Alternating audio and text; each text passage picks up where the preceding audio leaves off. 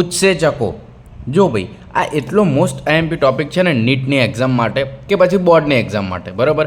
એવું કોઈ દિવસ ના બની શકે કે આમાંથી ક્વેશ્ચન ના આવે. બહુ ઇમ્પોર્ટન્ટ ટોપિક છે ઉત્સેચક અને થોડો લાંબો પણ છે. તો એટલા માટે ઉત્સેચકના મેં 2 પાર્ટ કર્યા છે. પહેલા પાર્ટમાં આપણે ઉત્સેચકનું ઇન્ટ્રોડક્શન જોઈશું, એની રાસાયણિક પ્રક્રિયાઓ જોઈશું બરાબર, અને એનું કઈ રીતે રૂપાંતર થાય છે ત્યાં સુધી આપણે જોઈશું. નેક્સ્ટ લેક્ચરમાં આપણે એની કાર્યપદ્ધતિ અને એના પરિબળો અને સહકારકો આપણે જોઈશું, વર્ગીકરણ અને નામકરણ સાથે. ઓકે, હવે સૌથી પહેલાં સમજો કે ઉત્સેચક શું છે અને કઈ રીતે બધું કામ કરે છે બરાબર. તો જો અહીંયા આગળ એક વસ્તુ લખીને આવ્યો છું ઉત્સેચક વિશે. પહેલાં તો અહીંયા આપણને શું કહે છે કે ઉત્સેચક છે એ બધા પ્રોટીન છે, પણ સાઈડમાં શબ્દ લખ્યો છે એમાં લગભગ, મતલબ કે લગભગ ઉત્સેચક બધા જે છે એ પ્રોટીનના બનેલા હોય છે. પણ અમુક એવા અપવાદ છે, અમુક એવા ઉત્સેચક છે જે પ્રોટીનના બનેલા હોતા નથી.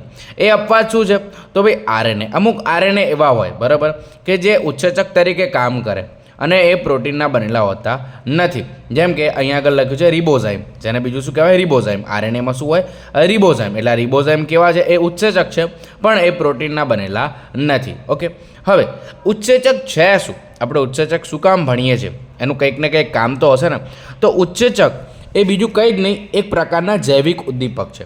હવે તમે કહેશો જૈવિક ઉદ્દીપક એટલે શું? તો જૈવિક ઉદ્દીપક એટલે એવી વસ્તુ જે રિએક્શન એટલે કે પ્રક્રિયાનો દર વધારી પણ શકે અથવા તો પ્રક્રિયાનો દર ઘટાડી પણ શકે. ખબર પડી કે ના પડી? માની લો કે તમે એક 100 મીટરની રેસમાં દોડો છો. શું કરો છો? 100 મીટરની રેસમાં નોર્મલી દોડો છો.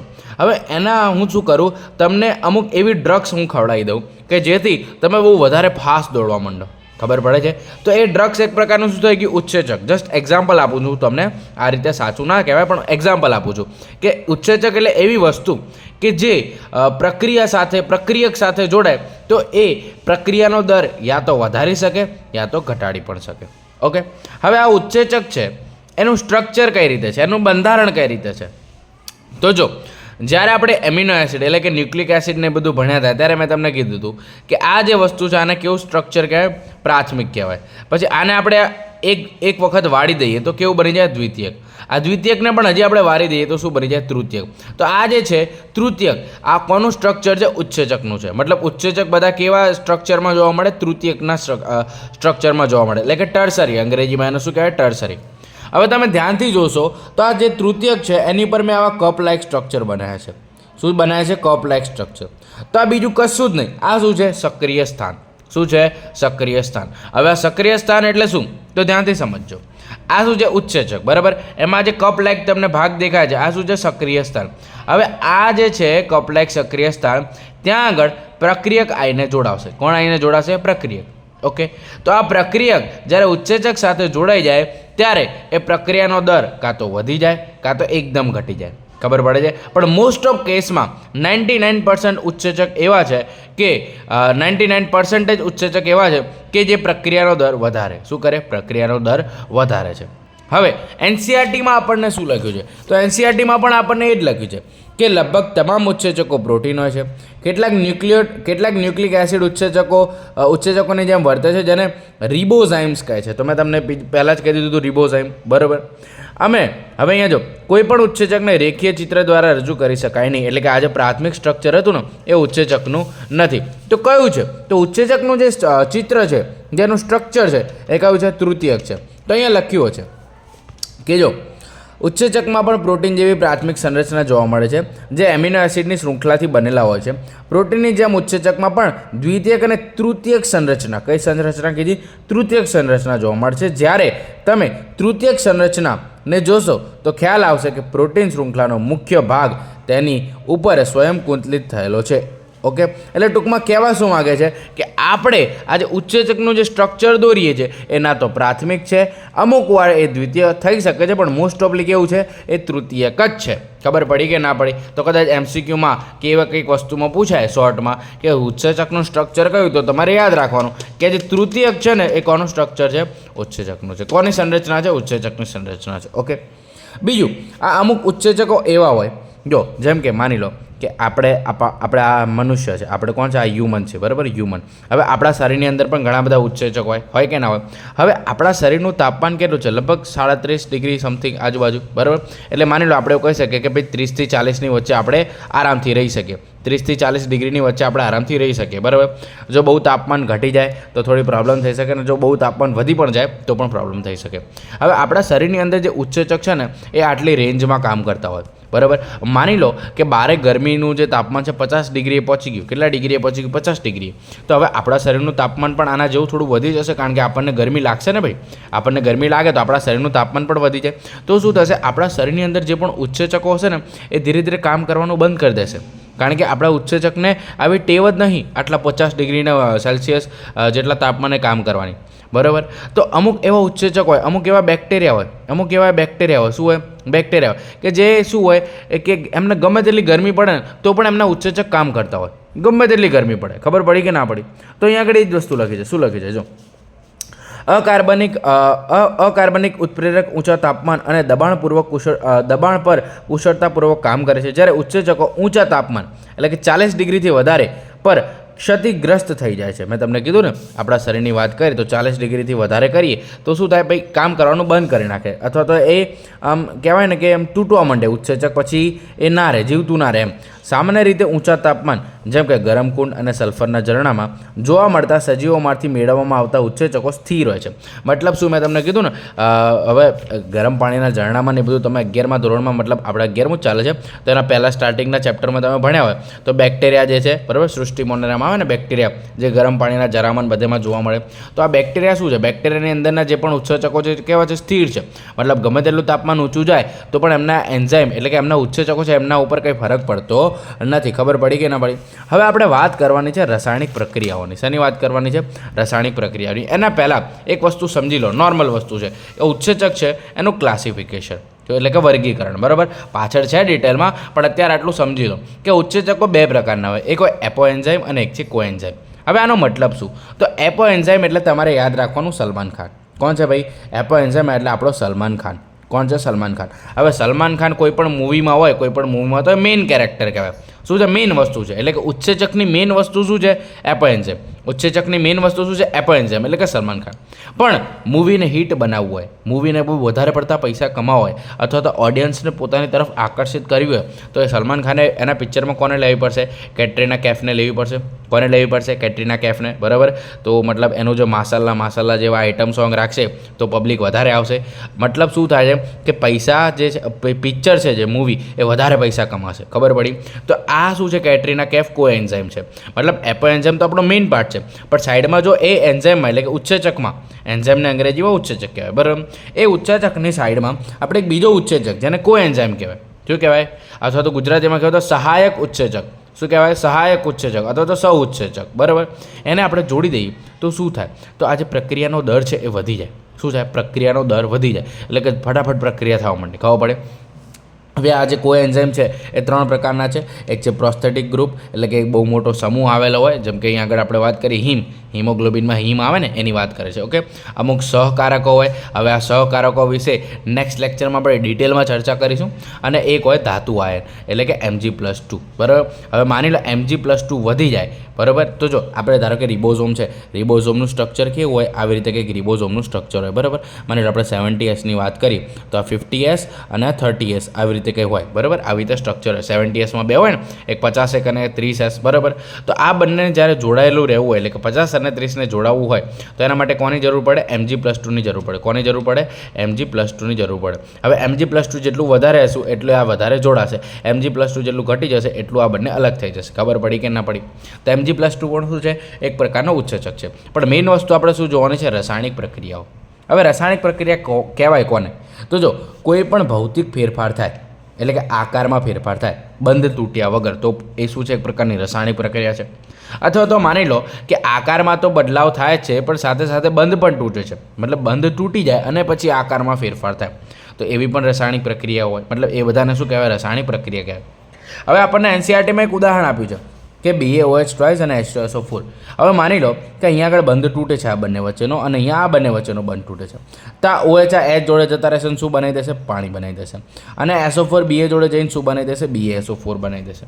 મતલબ બંધ તૂટ્યા અને નવા બંધ બન્યા, બંધ તૂટ્યા અને નવા બંધ તૂટ્યા, તો નવા બંધ બન્યા, સોરી, જૂના બંધ તૂટી ગયા અને નવા બંધ બન્યા, તો આ જે વસ્તુ છે એને શું કહેવાય? રાસાયણિક પ્રક્રિયા કહેવાય. હવે આ જે રાસાયણિક પ્રક્રિયાઓ છે એનો દર એટલે કે એની ગતિ, એનો વેગ કેટલું ઝડપથી એ કરે છે, બરાબર? શું કરે છે? પ્રક્રિયા. કોઈ પણ રાસાયણિક પ્રક્રિયા કેટલી ઝડપથી થાય છે એ વસ્તુને ગુજરાતીમાં શું કહેવાય? એનો દર.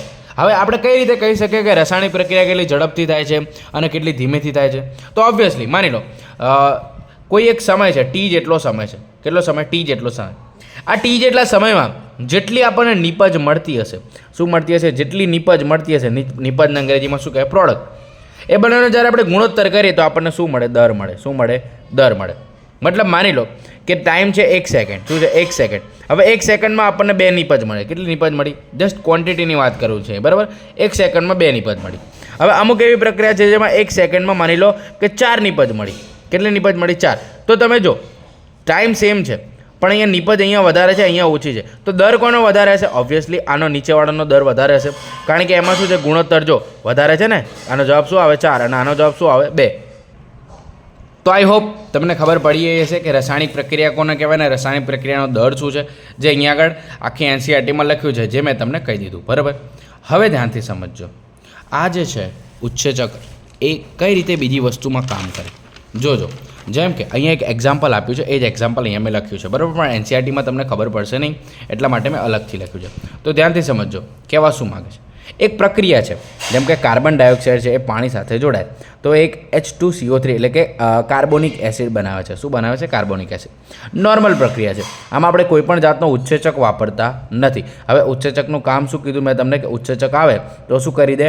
પ્રક્રિયાનો દર વધારી દે, બરાબર? પણ અત્યારે જો અહીંયા કોઈ ઉત્સેચક છે નથી. ઓકે, તો આ પ્રક્રિયા કેવી? નોર્મલ ધીમે ધીમે પ્રક્રિયા થાય છે અને ધીમે ધીમે નીપજ બનતી જાય છે. ઓકે, હવે અહીંયા જોજો, 1 કલાકમાં કેટલા અણુ બને છે? 200 અણુ બને. કોના? H2CO3ના, એટલે કે કાર્બોનિક એસિડના.